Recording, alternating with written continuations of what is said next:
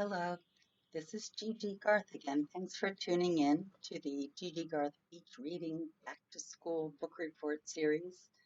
And today we're going to read Chapter 3 from Bad Dog, A Vampire's Canine in my 4 Scary Books in One, the Gigi Garth Tetralogy, published by Jumpmaster Press in 2020. It's a compilation of my first 4 novels that were published in 1994 and 1995 by Bantam Doubleday Dell in New York. And I'm so happy they're out to be shared with you, young and old.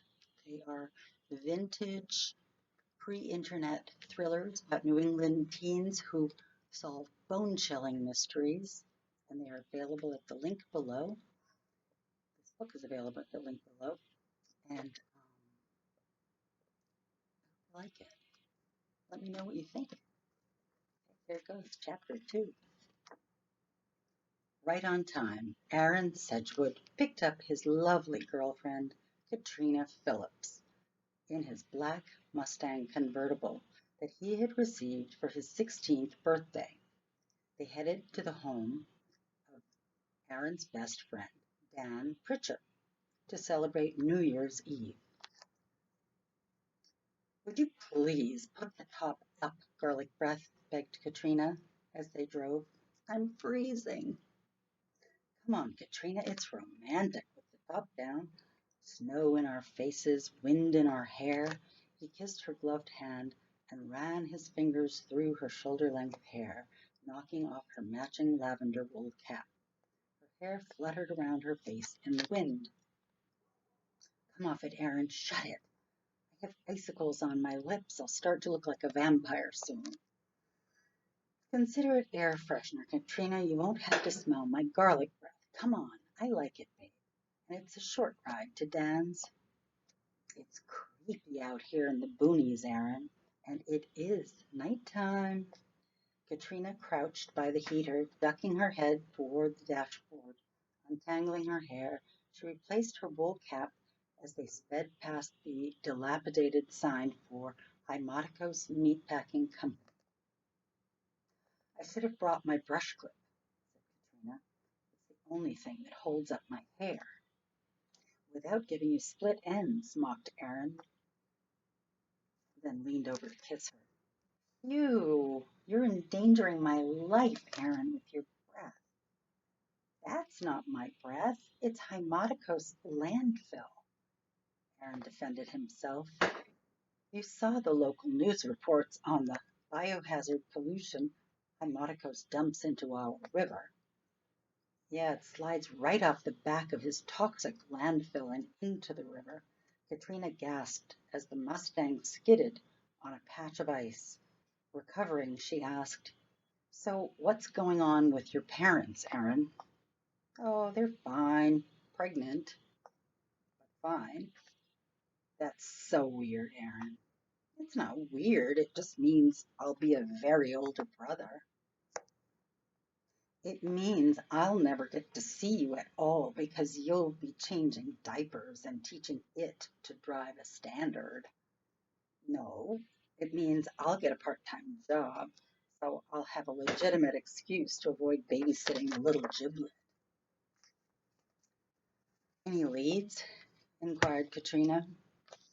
"Since your last potential employer got, detained." "Well, Buzzy's grocery store said I can start on New Year's Day, tomorrow." "Cool. Congratulations, Aaron." "Yep, I had my training there already. I still have to help Mom muck the stables, though." "Did you hear that Buzzy's got robbed, Aaron? All his garlic was stolen. Garlic powder, garlic bulbs, garlic paste, garlic everything, even their to-die-for aioli garlic bread in the fresh baked goods section that you're addicted to, and the garlic potato chips." "Weird to steal that," replied Aaron. "The fabric store got robbed too, like a dozen bolts of black fabric vaporized. They left the chintz." "I understand stealing garlic, but why steal bolts of fabric?" Katrina shook her head. "The vampire panic has gotten way out of control, Aaron."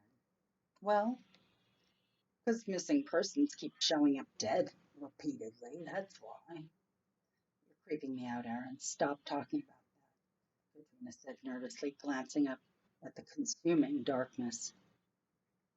Even you, Katrina, will eventually give in to chowing on massive quantities of stinky garlic. Aaron winked. She shrugged. So, about your impending baby. I can't believe your parents got it together to have a kid. Yeah, I'm glad they're talking to each other again. Talking? You call that talking? Scoffed Katrina. Don't go there, Katrina. They're my parents. I can't think of them in that context. Sorry, Aaron. Do they know what sex it'll be? It's not like they have a choice. Aaron and Katrina laughed as drifting snowflakes gently clouded their faces. In an instant, the magic moment was shattered. Black ice. Aaron clutched the steering wheel in panic. The car slid on the icy road as they passed the rancorous Hymoticos landfill. Highlights flashed on a large tree as the Mustang twisted past it in a 360-degree spin. Katrina yelled, "Are we dead?" She covered her eyes. As the car spun, the headlights embraced a tall, narrow form. But this time, it was not a tree. Was it human? Aaron couldn't make out what it was. It moved away from the trees and hovered over a snowbank. Suspended in the air, yards and yards of black fabric billowed around it. Aaron blinked as a powdery blur swept past. Too fast, the Mustang continued to gyrate, out of control. Headlights grabbed at more trees and snowbanks as if trying to slow the momentum. Turn into the spin, Aaron remembered from driver's ed class. Finally, he managed to steer them out of danger. Woohoo! Did you see that? Stammered Aaron. Katrina uncovered her eyes. Are we alive? We were hydroplaning, Katrina. Catching his breath, Aaron cranked the radio up. Yahoo! What a rush. Lucky we didn't crash, Aaron. Heart pounding, Katrina looked out at the snowbank that they had missed burying the car into by a razor's edge. Her gaze drifted over the Hymoticos landfill. Any snow that had fallen on the vast expanse of wasteland had melted immediately, leaving a bald canker in the otherwise pristine, snow-clad New England landscape. It glows. Look at the landfill, Aaron. Katrina pointed. I never saw it at night. I thought they only dumped recyclables there, Aaron said thoughtfully. Meat scraps and cardboard, diapers and crap. That's also where the police found that dead body, the one that looked like our science teacher, Misanthrope. Katrina shivered. A body's recyclable, Aaron joked. They giggled. But that body disappeared twice, Aaron, mused Katrina. Who steals corpses out of a morgue, anyway? Crypt keeper, posited Aaron. Or maybe she's a vampire. Let's get out of here, Aaron. The wind in the trees seemed to be making a distinct flapping sound. Aaron backed up the Mustang to get one last look at Hymotico's glowing mountain of trash. No headlights at all were needed to see it. Without the headlights, the teenagers could not see the source of the flapping. It was not the wind now. In fact, the breeze had gone, dead still. It looks magical, doesn't it, Katrina? Snow falling, earth radiating. It stinks, Aaron. Let's migrate. The sound of flapping increased. Above their heads, the black night pulsed. The impact of a fast air current bombarded them as something large and smelly swooped directly over their heads. Their winter hats lifted off in its wake. Katrina's head disappeared behind the Mustang.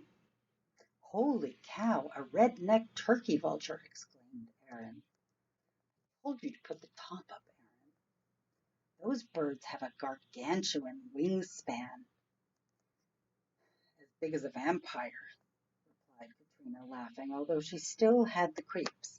Hey, I'm not the one who's been eating garlic on my ice cream like you, Aaron, but I say we get out of here. Look, Katrina, Aaron pointed to the landfill, bodies walking around on top of the dump. Then go, drive, drive.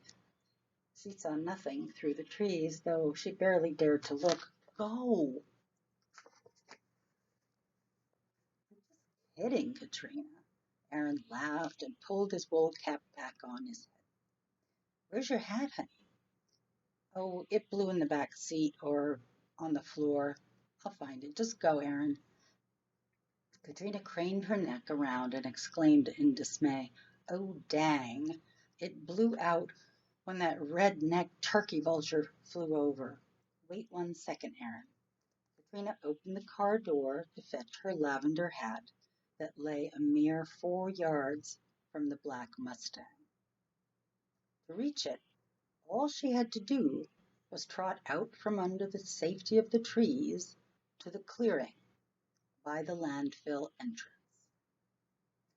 Caught as it was on the Hymaticos landfill signpost near the gate, Katrina paused for a moment to read a smaller sign below it that read, Free dirt, help yourself. A shovel leaned against it. I'm surprised no one steals that shovel, remarked Aaron. It's so nice of the Hymaticos dude to be so trusting. My mom gets her dirt from here for our flower beds. Katrina glanced at the eerily illuminated sign. Aaron turned the volume louder on the radio. Its blaring seemed inconsistent with the profound stillness that surrounded them now. As Katrina returned under the trees with her lavender cap in hand, Aaron drove forward a few feet. She caught up with the Mustang. Laughing, Aaron sped forward again. Katrina caught up and opened the door. Aaron rushed ahead another 10 feet, hitting the gas. Hey! Yelled Katrina. This time, Katrina ran faster. I am not amused, Aaron. Cut it out. Okay, are you in yet? Said Aaron. He hit the gas again, zooming off before Katrina could get in, leaving her in the darkness under the trees on a deserted rural road, alone, in the middle of winter. You are such a jerk, Sedgewood, Katrina yelled, laughing as she ran after the Mustang. She could barely hear Aaron's snarky laughter over the loud radio, but she could hear the distinctive, flinty pulsing in the air above her head. Closer it came, directly at her. She sensed it in her bones more than heard it. Again, Katrina dove after the Mustang. Aaron waited, his head back, singing loudly with his eyes shut, delighted with himself. Katrina leapt in over the door without bothering to open it when, swoop, for a few seconds, everything went black and stinky. And that, my friends, is the end of Chapter 2 of Bad Dog, A Vampire's Canine, Book 3 in the G.G. Garth tetralogy. If you'd like to learn soon what happens in this book, the link below will get you a copy of the book, or you can wait till I read the next excerpts in the coming weeks. Thank you again for your time, and be well.